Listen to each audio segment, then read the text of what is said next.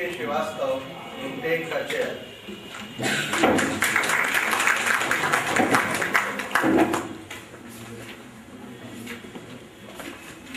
Professor Alka Agrawalji, convener of this national seminar, kindly to take the chair. Head of the department and coordinator, self-recognized.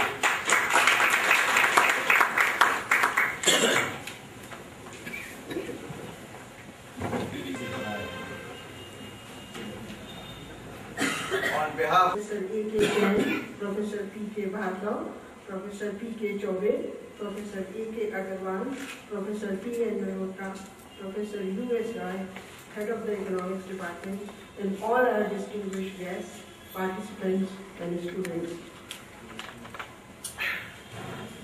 It is 20 years, 2 full decades, since we changed the direction of economic policy in India to make it more open, competitive, efficient, and vibrant. I remember the hot debates, serious apprehensions, the politicization of the whole issue, and the representation on the streets of various sections of society. Storms eventually got settled. Apprehensions gave way to hopes, and we unanimously adopted the new model. But since last 3-4 years, again, all is not well. With growth forecasts, food situation, employment availability, and of course fiscal targets and process of budgetary management. Howsoever, market orientation might have taken place in Indian economy, government with its budgetary implications remains a major factor in steering the economy. A very large section of population, a large number of sectors still look forward towards government support. Their survival, their growth, their development depends on government programs and schemes. In such a backdrop, where equality of opportunity is far from a reality, huge youth population is there, but skill generation is the need of the hour. Infrastructure has to be built to promote economic activity, utilize domestic savings, and productively deploy foreign funds. Huge expenditures by the government in all levels are needed. We know tax capacities are low. Efforts on the level of states for resource generation is weak, and fiscal prudence has to compromise to a great extent with political wisdom. Balancing the budget and bringing it in the targeted limits seems to be a Herculean task.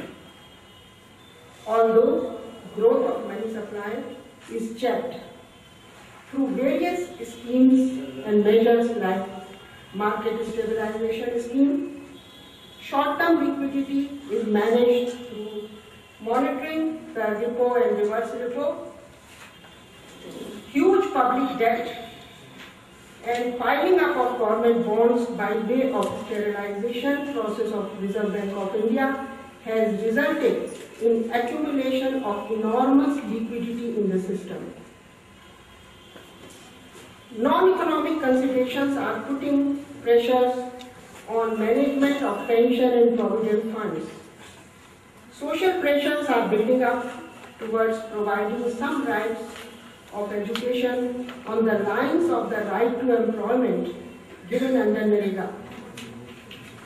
These are the issues floating on the floor.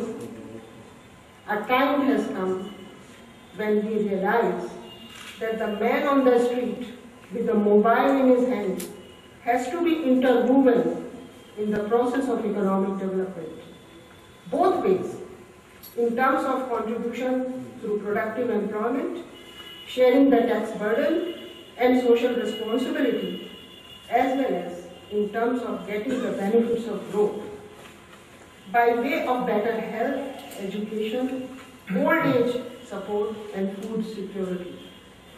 And that is the essence of inclusive growth, making economic democracy. We have always talked about political democracy. Now this is the time we talk about economic democracy a reality. It sounds sweet and acceptable till we talk of public expenditure. But the bitterness of the pill comes out when tax proposals are put forward. The issues revolve around the question, how do we raise tax revenue? By attaining uniformity across states in order to promote free movement of goods and services, simplicity, avoiding double or multiple taxation, thus reducing collection costs. These are the issues. Touching center-state devolution of duties and resources. So in all these 4 sessions, in the coming 2 days, we have made an attempt to focus on all these areas, and I am very hopeful that with the deliberations of such high-profile academicians from far and wide, from Mizoram to Madras to Delhi, will be able to find some answers or some guidelines on these issues.